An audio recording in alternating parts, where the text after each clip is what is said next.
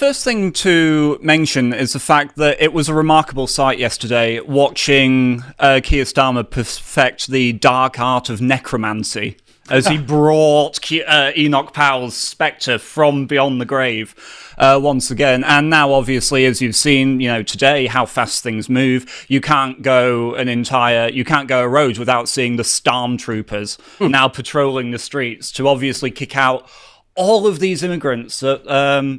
Who knew? He's our guy. Yeah, Keir Starmer. Turns out we're getting our country back finally. Right. Yeah. Well, thanks to Keir Starmer. But of course I'm joking, but we'll go more into his actual speech in a moment. I just wanted to say before we begin, though, that it's a tremendous honour to say that as of the start of next week, Monday 19th, I'm going to be joining Lotus Eaters as a full-time writer, presenter. I've had an amazing time so far, just making guest contributions, doing epochs with you, but I'm so excited for the opportunity ahead, and I know that the role as a presenter is obviously so important to keeping you guys engaged and wanting to listen more, so I'm just going to do the best job that I can do, and I hope you enjoy my contribution. Yeah, welcome aboard. Thank you. Welcome aboard. Thank you. Right, so moving on. So here is Keir Starmer's speech from 5 years ago. And we should just watch it because it's the perfect... We welcome migrants. We don't scapegoat them. Low wages, poor housing, poor public services are not the fault of migrants and people who've come here. They're political failure. Political failure. So we have to make the case for the benefits of migration.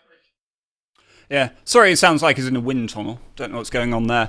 But as you can see from this speech, it's 5 years ago, and also this was just as a Boris wave was about to commence. So little did we know that it was going to be a case of out of the frying pan into the fire with all of this stuff. But obviously, that 20 seconds there is, broadly speaking, the politics, the status quo that we've grown up with for, well, certainly the entirety of my lifetime. Well, it's the open borders globalist position, isn't it? Yep. Just absolutely not in the interest of the native people of the island. It's the idea that people are not differentiated in any way, that anyone from anywhere fits in any location. But somehow, magically, it only goes one way, because you don't find English Indians, but you do find Indian British, and I'm sort of confused as to why it goes one way but not the other. Yeah. Well, I think that confusion is really the reason why we've come to this point now, isn't it? Because really the entire project is built upon layer of contradictions. Yes. And fantasies. And you and I were saying, weren't we, before we came on air, that if it had been a single fantasy of, say, net zero or 300,000 immigrants a year, they've had more chance of getting away with it. It's the fact that they've tried to force so many fantasies simultaneously that the whole political system has just reached breaking point. Yes. Absolute breaking point. And so it should be no surprise with that breaking point here that now, conversely from that speech I just showed, Keir Starmer's now saying things like this. I'm going to let it play for just a little bit. Good morning. Today we publish a white paper on immigration, a strategy absolutely central to my plan for change that will finally take back control of our borders and close the book on a squalid chapter for our politics, our economy, and our country. Take back control. Everyone knows that slogan, and everyone knows what it meant on immigration, or at least that's what people thought. Because what followed from the previous government, starting with the people who used that slogan, was the complete opposite. Between 2019 and 2023, even as they were going round our country, telling people with a straight face that they would get immigration down, net migration quadrupled. until in 2023 it reached nearly 1 million. That's about the population of Birmingham, our second largest city. That's not control, it's chaos. And look, they must answer for themselves. But I don't think that you can do something like that by accident. It was a choice made even as they told the country, they were doing the opposite. A one-nation experiment in open borders, conducted on a country that voted for control. I'll leave it there. Couple of quick things. He's absolutely right. Yes. So people like Priti Patel and Suella Braverman and James Cleverly, like absolute liars, did the opposite. But I don't trust him, though.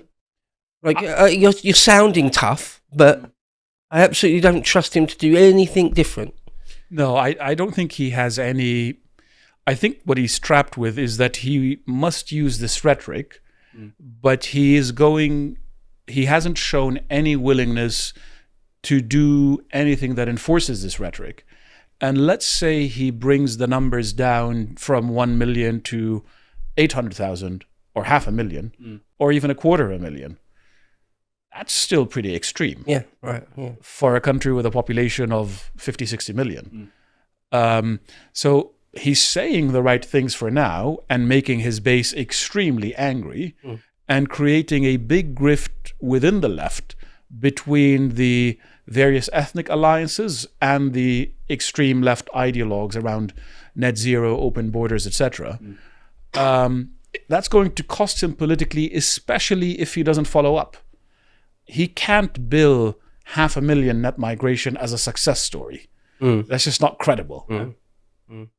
No, you'd think. Right, yeah. Well, obviously going back to the time when Enoch Powell was speaking about all of this stuff, he was talking about it at a time when immigration was at about 30,000 a year, 50,000 a year. And even then, Powell was speaking about how untenable this was in the long run, that all of the things that this would lead to. And so I suppose, really, it's only natural that I didn't play it here because everyone's already seen it, but one of the things that Starmer goes on to say in this speech is that we will become an island of strangers if this is allowed to continue.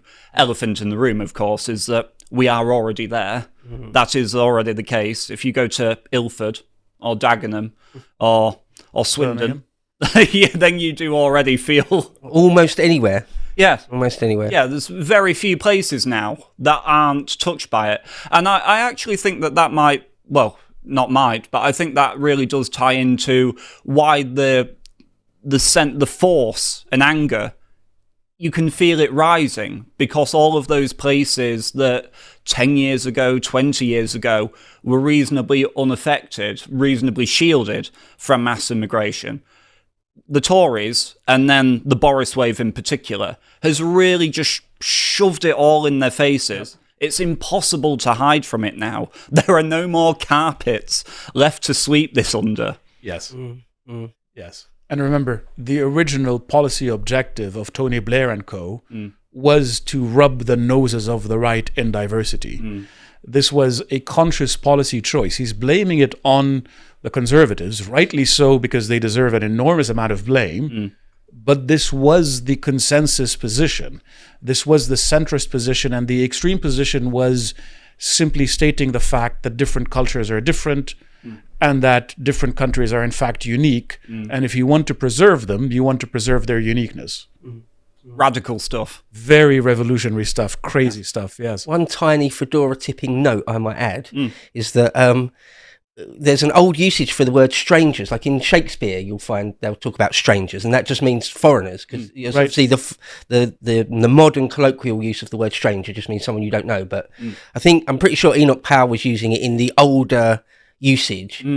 By strangers, he means foreigners. Yes. Yeah. In our own So it's just a small point. But yes. And as a classicist, it's very unlikely that Powell did mean it by that interpretation. I would have thought so, yeah. Definitely. Yeah. But yeah, as Powell said here back in good old 1968, for reasons which they could not comprehend, and in pursuance of a decision by default on which they were never consulted, they found themselves made strangers in their own country.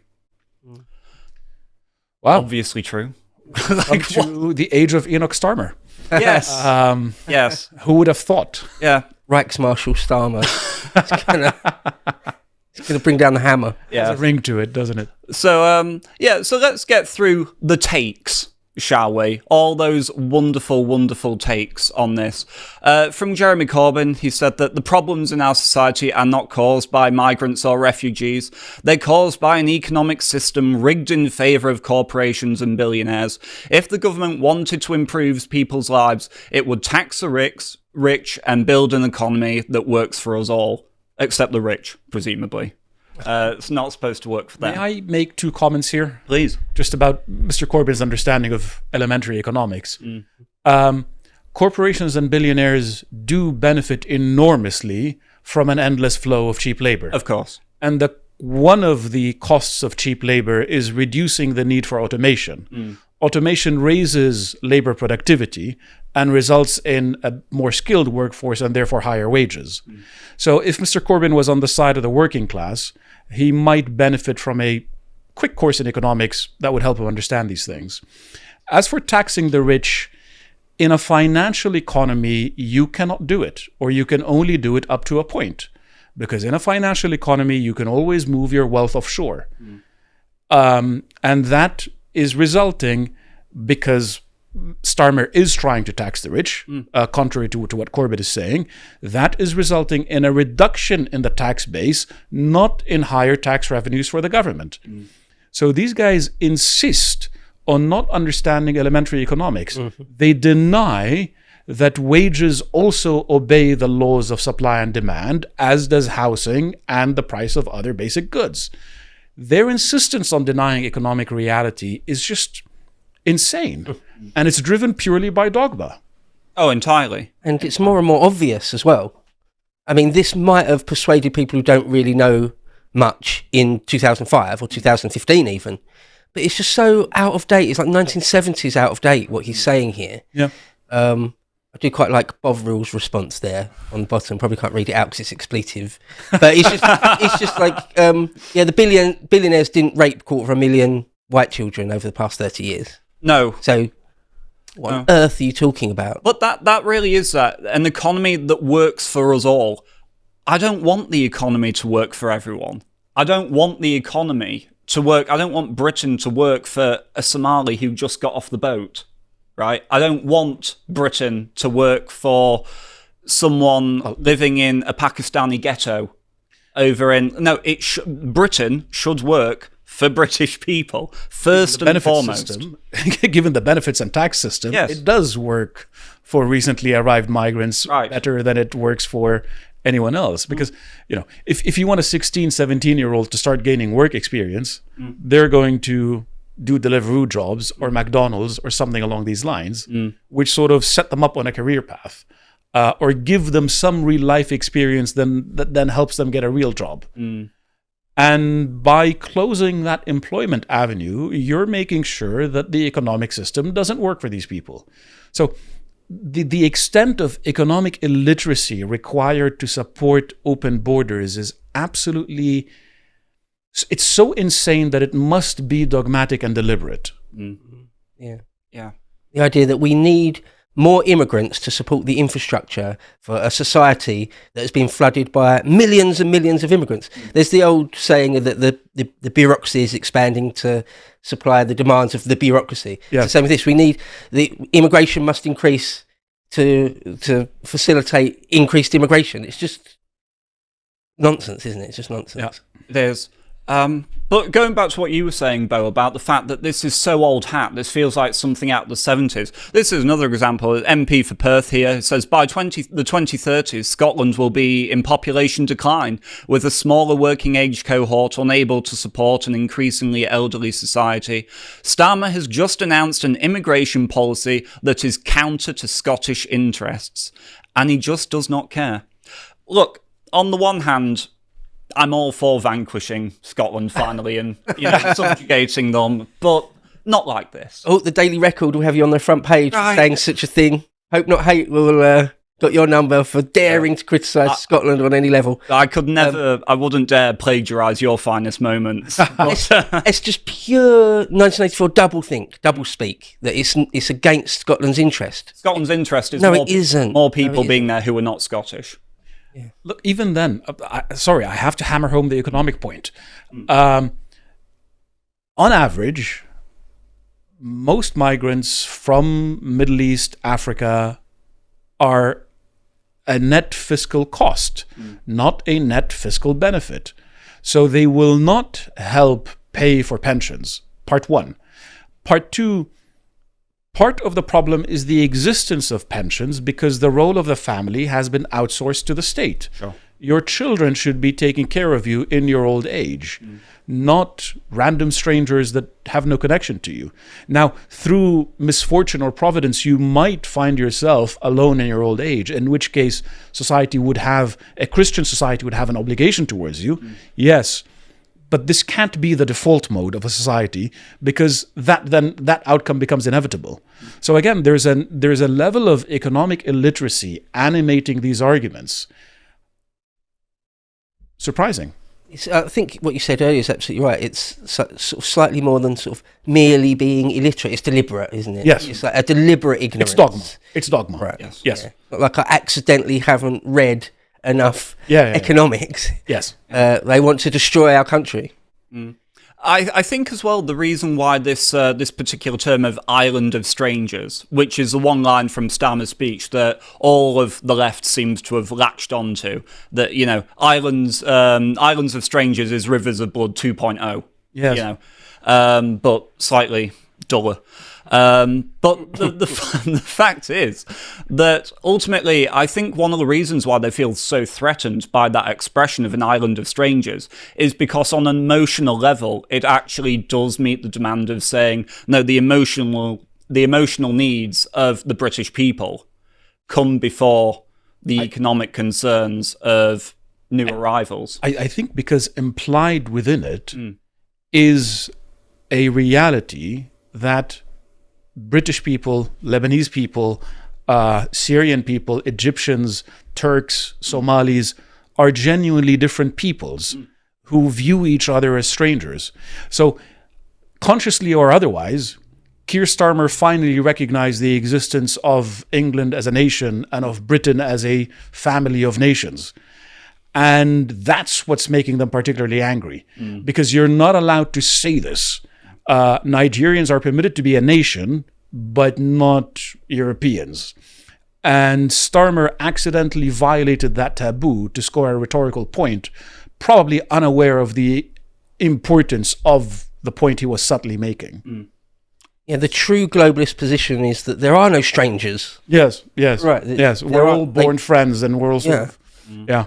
Hopefully, at least this might be something you're moving on to, but it moves the conversation a bit. Well, it moves the conversation, doesn't it? The Overton window has shifted. Click one more bit to the right. Well, also, it's definitely the fact that he's correctly framed it as a deliberate policy. This is when a lot of the MPs, when they're criticising immigration, like the reform types, they always use the term uncontrolled mass immigration. Not at all. Yes. It was entirely controlled. It was controlled mass immigration. It was done concertedly with purpose. Yes. Well, so it's not uncontrolled at all. It was all. Initiated by nice Mr. Tony Blair. Yes, lovely man. It wasn't... Nobody can claim innocence in this. And Keir Starmer's claim that it was just the Conservatives' fault. Okay, man, come on. Yeah. I mean, don't get me wrong. We remember. Sorry. Yes, exactly. I'm obviously happy to see Boris Johnson's political career buried alive. And all the other traitors too. I don't want 0 seats for the Tories, 0 seats for Labour, of course. But ultimately, it just brings out, Starmer's speech brought out this, like, Aspana Begum. It's like, I'm proud to represent an East London constituency where diversity is a strength, where communities include migrants from all over the world. We must end, not embolden, the hostile environment. Now, this is because ultimately it goes back to what you're saying, Bo. Look, I don't doubt she believes it, because she's a coloniser.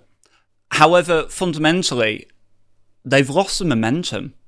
That all of their arguments, you can see them like in a boxing match, sweating, their arms are, limp, and they're just there against the railings, just getting beat on from all sides now by the sheer force of feeling in the UK. By the consequences of their own actions. Right, by the consequences of their own actions. As as the Ayn Rand quote famously says, you can avoid, You can avoid,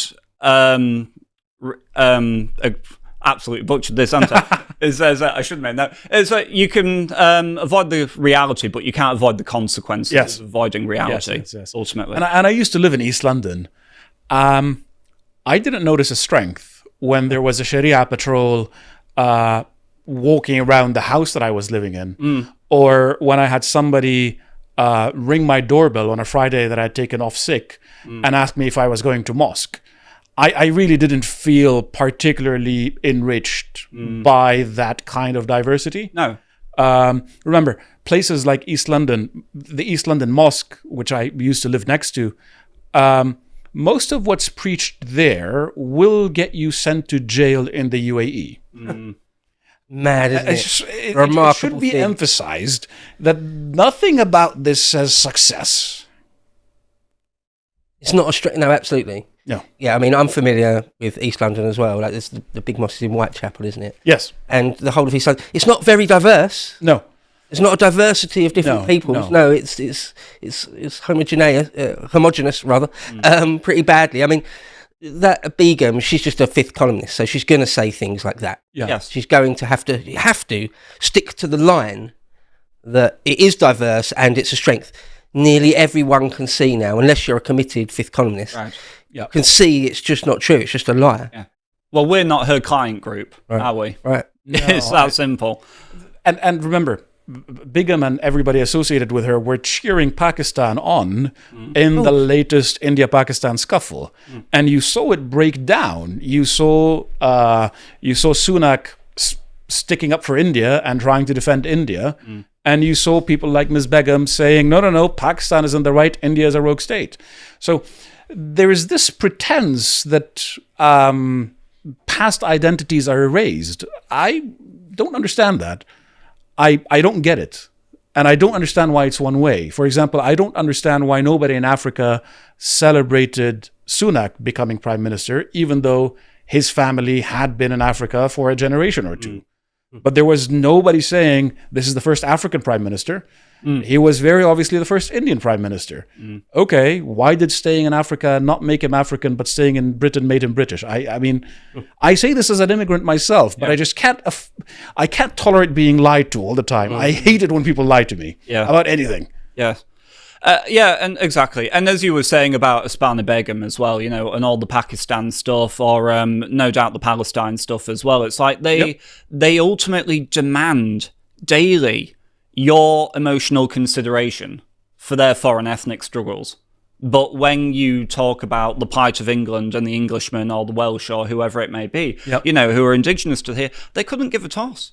They couldn't give a toss. They will not give you a second worth of consideration. No. And so, it's just going to have to be a very civil divorce proceeding then, isn't it? Because it's not going to work.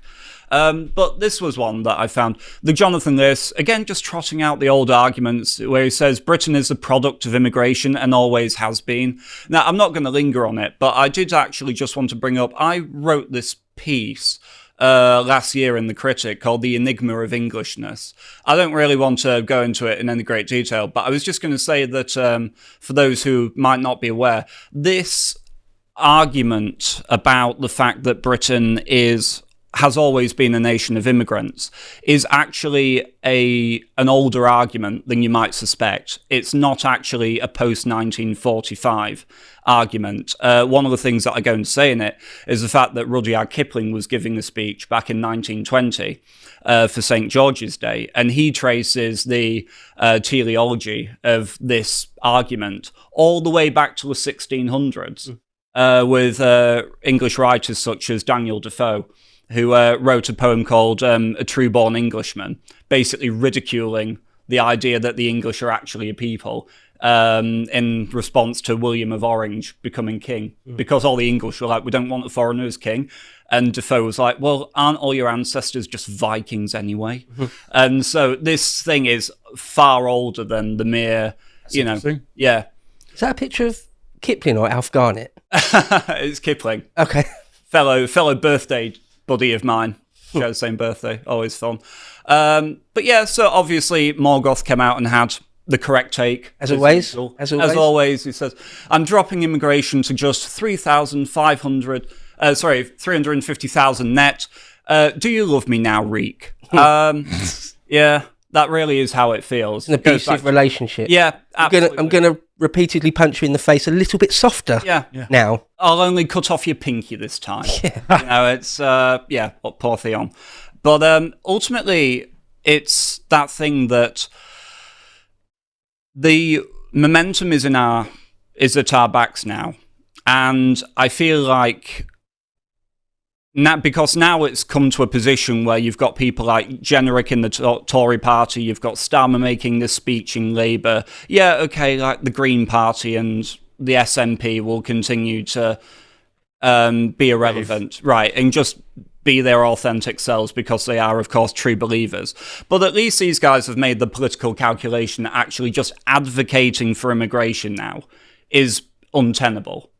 Genuinely just politically untenable. You can't do it anymore and be popular. It will lead to the annihilation of your party, which obviously we welcome. It's nice to see that shift, I'll take the small wins if that's all we can get at the minute. Hopefully it will force people like Farage to go even further right. I don't think it will. I think, if anything, the first sounds he's making is to move slightly to the left, but we'll see anyway. Any shift like this, I mean, it's obviously sort of politically motivated. If he hadn't done so disastrously in the local elections, would he have made this speech? I really loved that early on in the speech, he denies that there's any political aspect to this. Yeah. This was simply a technical thing. Come on. Yeah, it's not because you just got annihilated in the local elections. You've got reform breathing down your neck. But identity and politics are inseparable. Identity is what defines who you are. And when you think of a common good, you think first, well, what is common? Who are we as an identity? And then you decide what's good for us. So this whole artificial separation, this attempt to depoliticize it and to deny that it's just about electoral calculus, amazing dishonesty. I'm constantly impressed by Keir Starmer's ability to lie endlessly to himself, to his audience, to everybody. As he did to Trump when he went to visit and said, we do have free speech in the UK. Yes. Straight to Donald's face. Yeah. No honor, no shame. Yeah. So the reason I wanted to bring up just one more of Zara Sultana's tweets about this was because she says that the Prime Minister imitating Enoch Powell's Rivers of Blood speech is sickening. That speech fueled decades of racism and division. Echoing it today is a disgrace. It adds to anti-migrant rhetoric that puts lives at risk. So I'd just like to talk a little bit about lives that have been put at risk over the immigration question, because I have your very poignant series of tweets here, Bo, where you just talked about Fusilier, Lee Rigby, lest we forget. Of course, as you go down, it's Chris Donald, David Amos, MP. And so Zara can sit there all she wants and talk about the danger that this rhetoric brings to people's life. You do that, Zara, and I'll focus on the actual violence that's being caused by policies that you support, all right? Yep. It's like we're done. We're so beyond done with just these people. They have no momentum, and the emotional blackmail is coming to an end because it's actually backfiring. Now, for every attempt at emotional blackmail that they engage in, they're only going to make people angrier. And the Overton window is going to move in a way that these people cannot control. And I hope Starmer succeeds. I really hope he succeeds, because the consequences of him failing again are going to be life-changing, and not in a good way. This is a terrible scenario. It needs to be managed well to exit from it. I don't think he's the man to do it, but honestly, for his sake and for Britain's sake, I really hope he succeeds, because competence should be applauded, and because if he delivers, that will be a good thing. But if the result is 350,000, that's not success. But really what he's trying to do, isn't he, is he's just trying to save the system itself. He's trying to save globalism. Absolutely. He's trying to save managerialism. Yes. It's all not, containment still. Yes. It's a containment strategy. Entirely. Still. It's just about reducing the numbers to a low enough number that, you know, the state can begin to manage it, but it's not actually in rebellion against any of the presuppositions that led to it happening in the first place. He will use this rhetoric to try to push Reform and others to take a harder position, then try to cast them as extremists, to see if he can replay the same game that they've been playing indefinitely. This is the attempt, and he will fail, and he will try to hide the fact that he's failing. I think he's absolutely right to call it just emotional blackmail. Yes. It's just give up your country, racist. Yes. It's like that doesn't really play much anymore. No. There's still a few sort of centrist dads that might go along with that, but I wish them well. Well, but this, the reason I got this one was not just because I love a bit of salt mining, but just because actually when you read something like this, where this Lauren Thomas says, I don't even know what to say about the immigration white paper. I feel sick. I feel defeated. I cannot recommend the UK as a place to live any longer when even Labour will pull the rug out from under you like this. Their morale's shattered because their guy has totally betrayed them on this. That's it now. You're not getting the open tap of immigrants anymore. Sorry, Lauren, you're just going to have to deal with 500,000 a year now. Hope that'll do for you.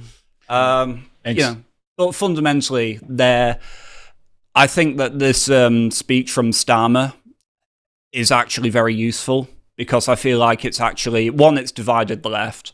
You know, you've got the Corbyn types, you've got the John McDonnell point. This is a point where they will not, they refuse to... They can't concede. They can't concede. No. They can't concede on it. And so it's going to fracture them tremendously. And also, like, as I'll just repeat one more time, the wind is in our sails. The wind is in our sails on this. It's not going away. It's a single issue. It either gets addressed or they get destroyed. Yeah. And it's that simple. I absolutely feel like the paradigm has shifted to the point where there is no left or right. It's just globalists or non-globalists. Globalists or nationalists, nativist, realists, whatever you want to call it. Nativist or nationalist, just realists. And nations are real. Right, yeah. You know, denying that they are nations, just, okay, it's like denying that they're elephants. Good luck. But when you get trampled, don't blame me. Are you an open border person or not? It's just simply that. Yeah. Well, fortunately, we're not anymore, thanks to our glorious Prime Minister, Keir Powell. So, thank you. If you would like to watch the full uncut version that is also uncensored, head on over to lotuseaters.com to find out more.